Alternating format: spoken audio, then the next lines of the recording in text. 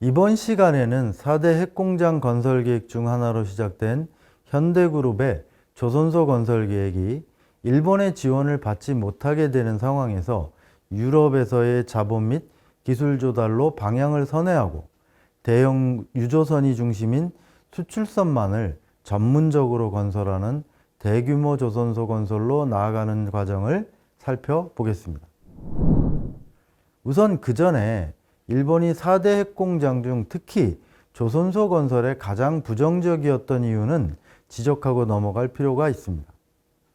1970년 3차 정기강요회담의 합의사항 중 하나로 4대 핵공장 건설 계획과 관련한 일본의 조사단 파견이 10월 말에 이루어졌습니다. 한국 측의 강력한 요구에 대해 일본 정부가 마지못해 응한 것이었습니다. 김학렬 장관을 궁지에 몰았던 아카자와 통상성 중공업 국장이 이끄는 조사단이었습니다. 이들 일본 조사단의 보고서는 한국 중공업 조사단 보고서라는 이름으로 1970년 12월에 제출되었습니다.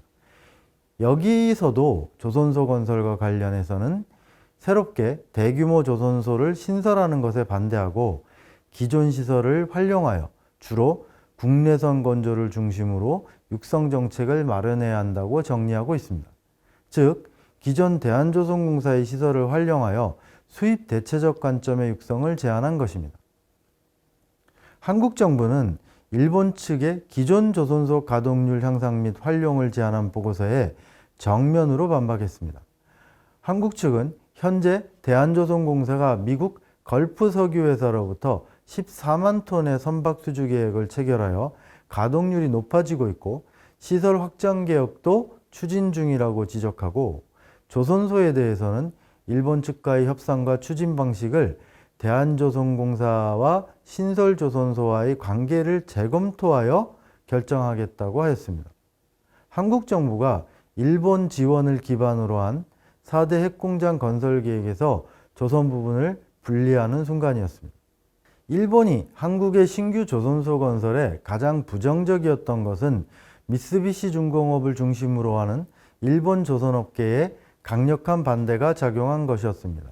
1년 전 포항제철 건설에 일본 철강업계가 협조적이었던 것과 달리 일본 조선업계는 한국의 대규모 조선소 건설을 지원하는 것에 대하여 매우 부정적인 입장을 취했습니다.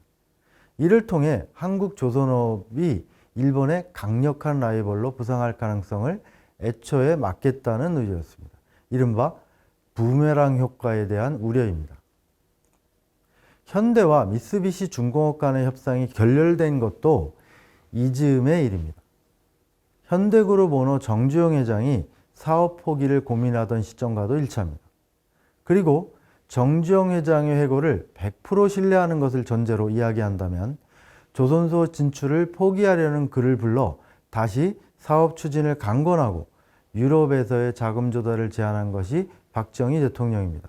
이 대목은 앞서 얘기했듯이 나중에 현대중공업의 주장과 배치되는 것이라 신중할 필요는 있습니다. 어쨌든 정주영이 이후 유럽에 가서 자금 도입에 노력하고 결국 1971년 9월 영국의 컨설팅 회사 애플도어사와 자금 및 기술 지원 계약을 맺을 수 있었던 것은 분명한 사실입니다. 이제 남은 것은 새롭게 건설하는 조선소가 어떤 조선소여야 하는가입니다. 당시 국내 조선업계는 20만에서 30만 톤급 대형 유조선 수요를 중심으로 세계 조선업계가 공전의 호황이 있었다는 사실을 알고 있었습니다. 특히 정주영은 이런 사실에 주목했고 1960년대 후반 일본 조선소들을 둘러보기도 하였습니다. 반면 박정희 정권이 건설하려는 새로운 조선소는 이런 민간 시장에 주목했다기보다는 안보 문제를 계기로 급하게 계획된 4대 핵공장 건설 계획의 일환이었다는 점이 중요합니다. 앞서 본 것과 같이 최대선으로 10만 톤급 선박을 건조하는 규모의 조선소를 건설하겠다고 정기강요회담에서 일본 측에 제안하기는 했으나 구체적인 계획이 있는 것은 아니었다고 할 수 있습니다. 사실 안보 문제에 입각한 군수산업 육성의 관점이라면 항공모함을 만들지 않는다면 수십만 톤의 선박을 건조할 대규모 조선소가 필요한 것은 아니었을 것입니다. 군수산업 육성의 관점, 급조된 계획을 토대로 한 현대그룹의 정확하게는 현대건설의 울산조선소 건설 계획은 크기로만 따지면 기껏해야 수만 톤이 넘을 수 없는 전함과 20만 톤이 넘는 유조선의 간극만큼이나 당시 한국 정부 내의 신규 조선소 건설 계획이 구체적이지 않았다는 사실은 명확합니다. 특히 처음부터 국내용 선박이 아니라 수출용 유조선만을 전문적으로 건조하는 대단위 조선소를 건설하려고 했던 아이디어는 민간 기업인 현대의 지분이 정부의 역할보다 훨씬 많다고 할 수 있습니다.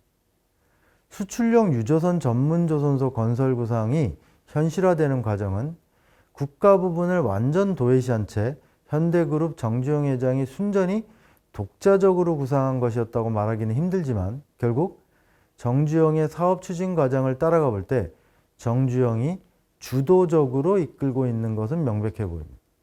즉, 10,000톤, 50,000톤, 100,000톤, 300,000 톤의 점진적 확대가 아니라 처음부터 100만 톤급 초대형 조선소를 신속하게 건설하여 수출용 대형 유조선을 양산한다는 발상은 사업 추진 과정에서 정주영의 생각에서 나온 것이라고 할 수 있습니다. 이것은 정부가 스스로 인정한 것이기도 합니다. 정주영의 100만 톤급 초대형 조선소 건설 구상을 1970년대 중화학공업화 정책을 주도한 중화학공업추진위원회 기획단이 현대조선의 배짱으로 평가하고 있기 때문입니다. 이제 다음 시간에는 현대가 구체적으로 울산조선소를 건설하고 대형 유조선을 수주하여 건조하는 과정을 살펴보도록 하겠습니다.